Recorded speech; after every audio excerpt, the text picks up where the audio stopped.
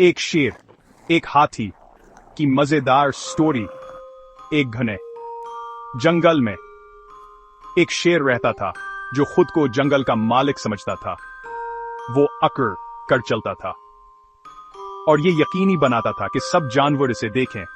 लेकिन एक दिन एक बहुत बड़ा हाथी आया जो सिर्फ पानी पीना चाहता था। शेर को हंसद हुई और उसने हाथी को लिलकारा, ये मेरा जंगल है। लेकिन हाथी पुरस्कून और नर्म रहा।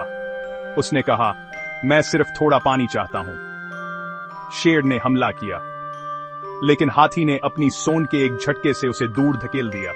शेर ने दोबारा कोशिश की, लेकिन हाथी ने अपना पांव जोर से मारा और जमीन हिला दी। तब शेर को एहसास हुआ कि ताकतवर होने का मतलब बदतमीज होना नहीं है। हाथी ने इसे माफ कर दिया और कहा, असली ताकत दूसरों की हिफाजत करने में है। इस दिन से शेर और हाथी सबसे अच्छे दोस्त बन गए और जंगल अमन से भर गया।